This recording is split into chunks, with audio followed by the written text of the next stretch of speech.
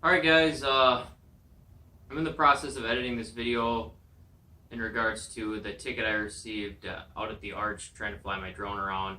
I realized that it ended up being a lot longer than I expected, so long story short, I'm here traveling, went to fly my drone. The whole area is under construction down by the Arch, so I took the pedestrian route that I was able to use to get there walking.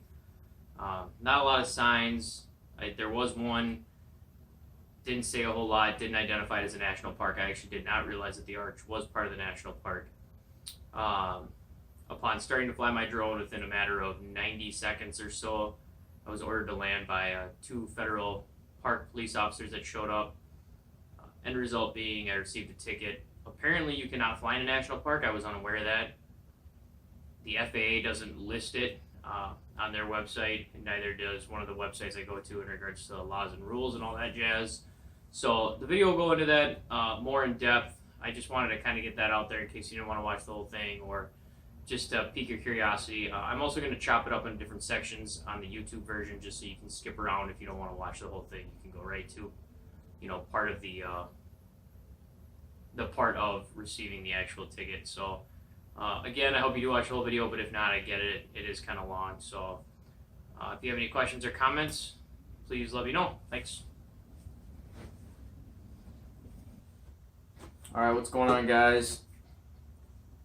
I am just out here in St. Louis right now.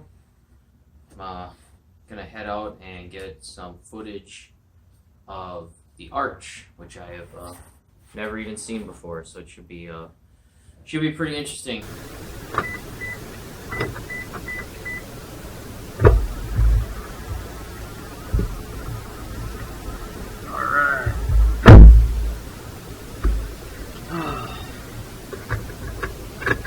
It's about 50 degrees out right now. It's been sunny out here today.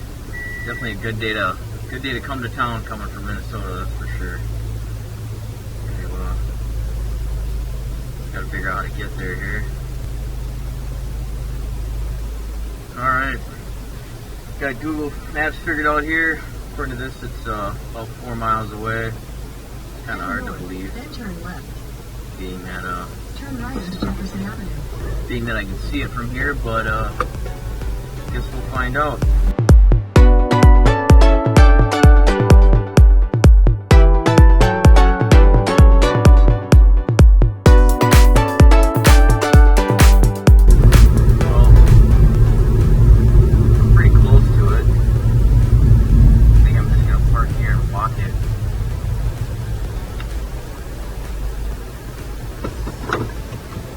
Alright, so I'm pretty much here. Took me a few minutes to figure out the right spot.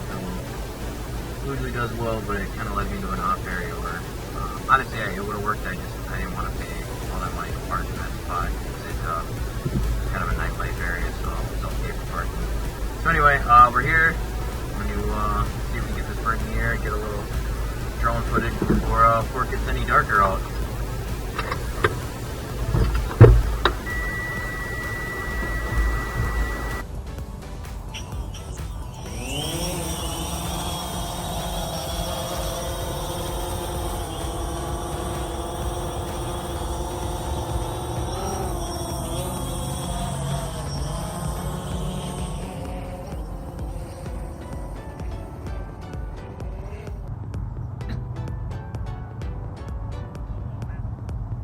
Officers? Oh, sure, absolutely. Yeah. Can I ask you, am I doing something wrong out here? Yeah, man. What? So, What's that? you're within a national park, and drones are completely not allowed in the national park boundaries. Any national park. Okay. Is it linked to the? Apologize. I haven't. Oh, there's that one. Is it linked to the FAA? It is. Yeah. GPS signal on it? I do. Yeah. Would you like to see it? Yeah, absolutely. Typically, In-flight GPS. Typically, strong signal. they're not like if you set up to a GPS, they're supposed to be the Disabled. Yeah, the data for it's supposed to disable the drone because it's in an area. Yeah, they go Okay. I'm new. I'm a hobbyist. I apologize. I had no idea. I've registered it with the FAA. As you can see, I've got the registration sticker. I'm trying to follow the law. That's all right. Honestly, I swear I was not trying to. Can you go ahead and power down for me? Absolutely. Talking about super. So we've had about 4 or 5 drones in the past couple of weeks being flown in here.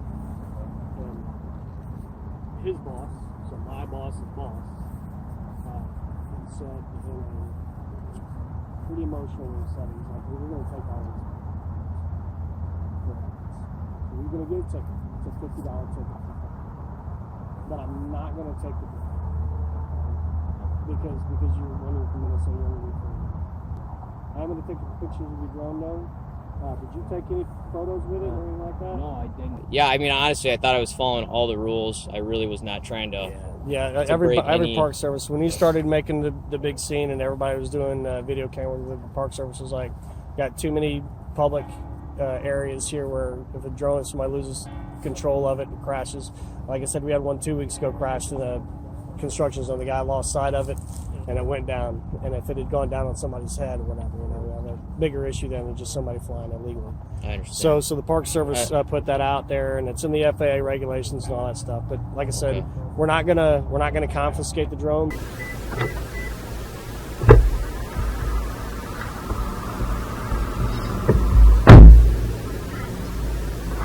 All right, guys. So just getting back in my car after talking with a couple of federal officers for a few minutes. Did get a ticket for flying my drone over by the arch. Unbeknownst to me, that's entirely illegal. Fly your drone on national property, or sorry, not national property, but in a national park, which the arch apparently is, which I also didn't know. So that's 2 things I didn't know that I now know. I'm really irritated, to be honest, and I'm not at the officers because I don't think they did anything that they weren't supposed to do. If anything, I mean, they were very, nice and everything, and they could, spend some time talking to me and all that. I'm more irritated because I looked at the FAA website. I registered my drone. I looked at the, when I got my drone, it came with the knowbeforeyouFly.org pamphlet. I went there.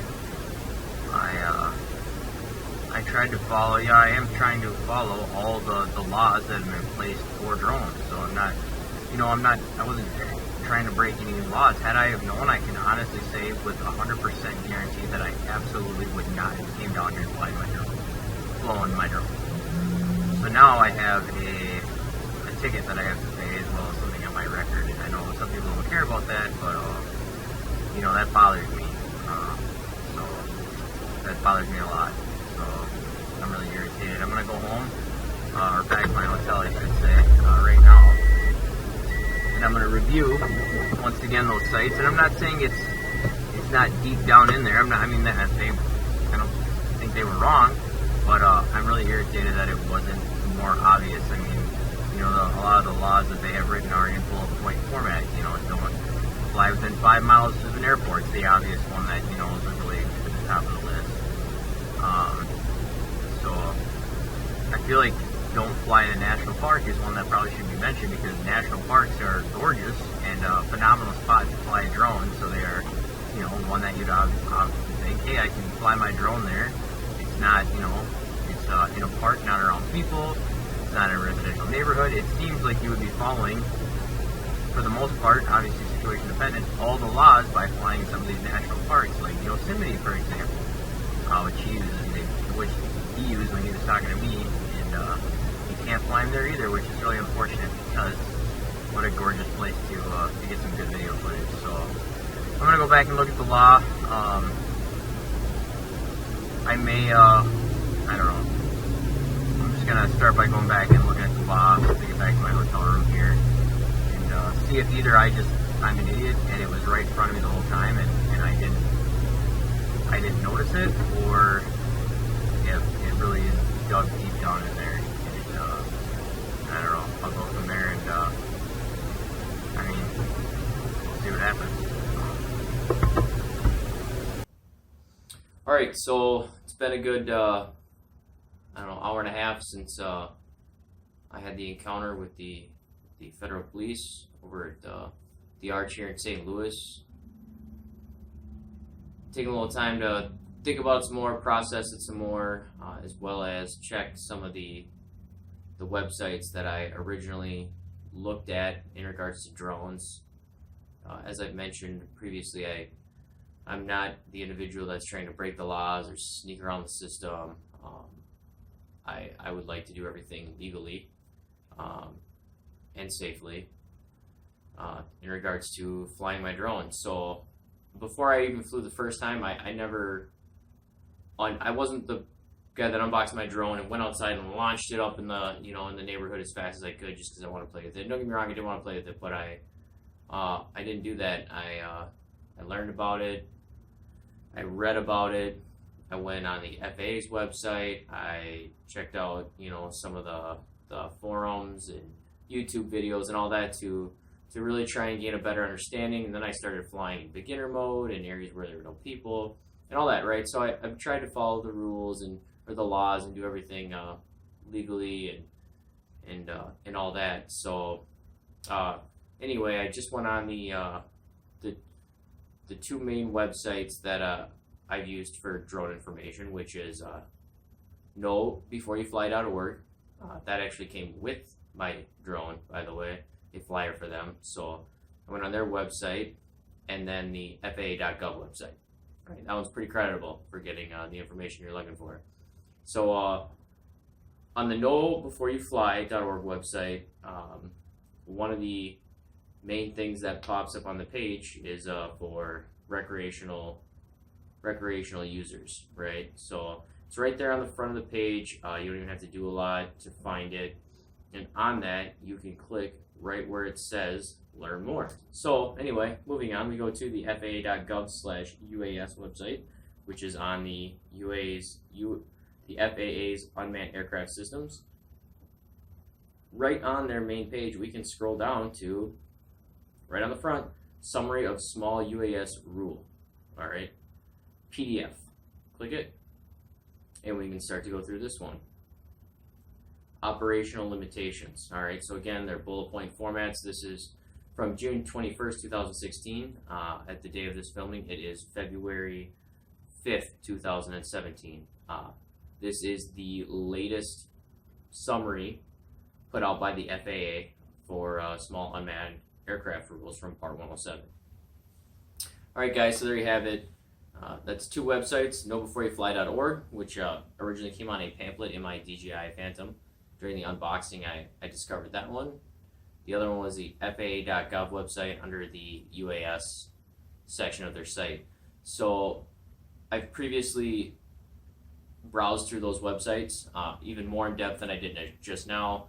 The point being, I wanted to show that nothing is mentioned of flying over national parks. Again, being that one would generally think national parks would be a great place to fly your drone because they're beautiful. There's lots of areas where you can get great footage. Other than apparently being told that you can't fly over a national park, they meet a lot of the other requirements as far as not flying over people, not being near an airport, so on and so forth. So one would generally think that they would make great spots to get amazing footage. That being said, clearly I'm being told that's not the case. So hopefully, if nothing else, this will be a lesson learned for myself and many others. Again, this is as of now, it being February 5th, 2017. These laws are always changing, especially with so many recent developments and changes in drone operations. So it could make a great learning point. Hopefully it will help some others, but again, make sure that you check the laws as they are constantly changing. So with that said, that's all I got. This video was not at all what I intended it to be, but it is what it is. If you have any questions or comments, please leave them below. Otherwise, that's all I got. Thanks for checking out my video.